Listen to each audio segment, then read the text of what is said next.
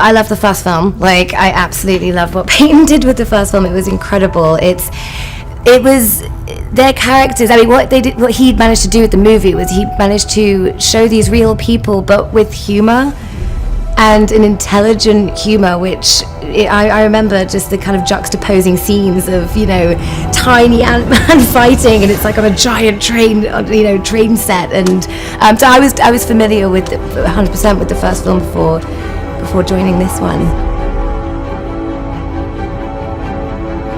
What drew me to the project was, I mean, the whole kind of Marvel universe is incredible. It's a ginormous universe with so many amazing characters and villains and lovable rogues, if you will.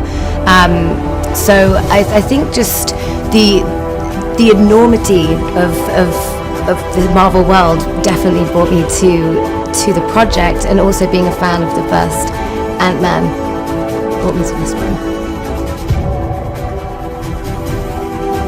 Definitely my approach to the character. I mean, you start from the beginning. You start from, you know, what happened when she was a child, and who is she now? Like, what exposure does she have to the outside world? Like, why is she the way that she is?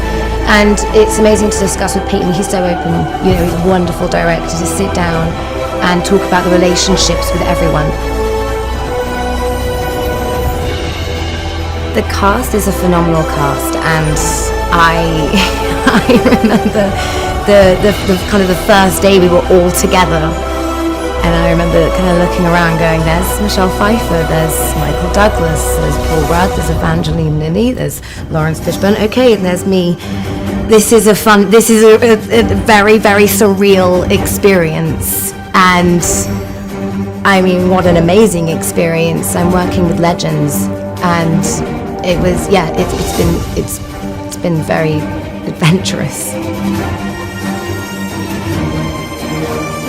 I love doing stunt training. I've done it in the past. I always come in and I'm gung-ho. I'm always like, I will do as much as I can. As soon as it starts getting really dangerous and you feel uncomfortable with me doing it, then I'll step out. But no, 100% I jump in head first, because it's so important to bring, as an actor, the physicality to the character. You have to do that, because the way that, like, it's creating, again, the way that my character moves, as soon as I put the suit on, it made me move in a certain way, and I incorporated that with the style of fighting and with the powers that she has.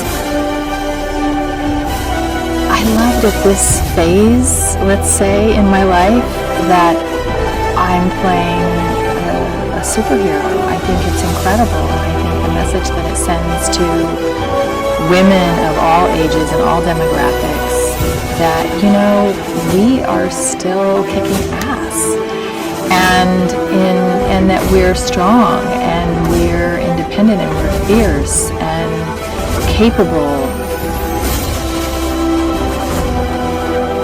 They broke the mold after they made Paul Rudd. He is unique. He has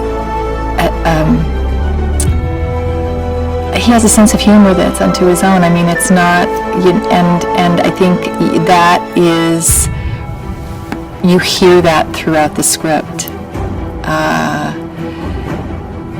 And he has this incredibly dry, kind of sweet, kind of wicked sense of humor behind this very boyish face. My character, many years ago, got stuck in the quantum realm, and Hope and Hank set out to find her.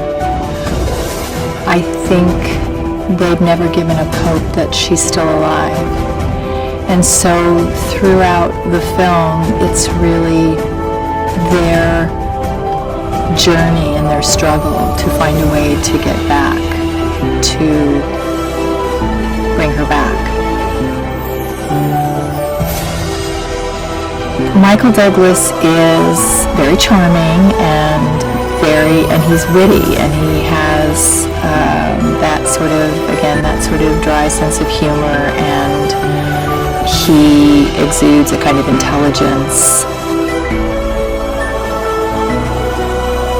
She has a great sense of humor, and she has an emotional depth, and she has a tremendous amount of energy and enthusiasm. Peyton has this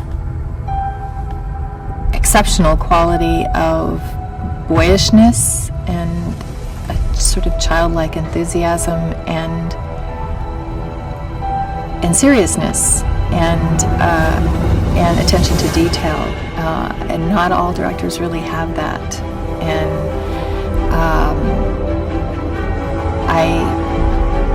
I always love that, because I always live in fear that I'm going to be missing something, and with him in charge, he's not going to let you miss anything.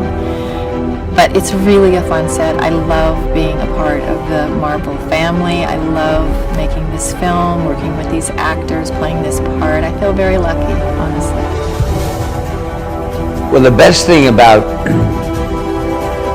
doing a sequel is the opportunity to work with the people you worked with before. So there's a familiarity. You don't have to go in like strangers and kind of feel your way out. There's a comfort factor with your director, Peyton Reed.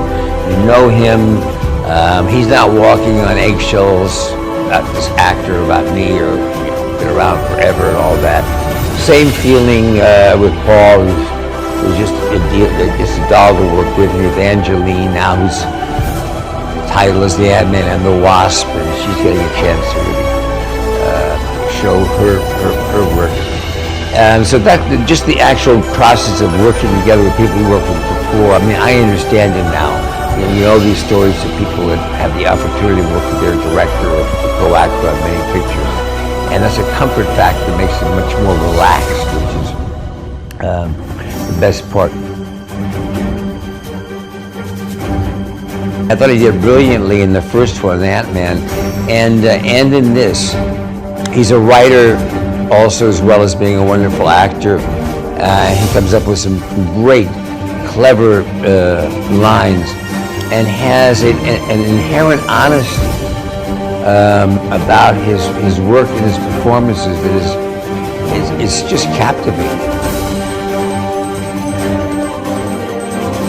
It's a real joy to watch Evangeline come into her own, knowing a little bit about her career, now having a super action hero film in which she is in the title, her character.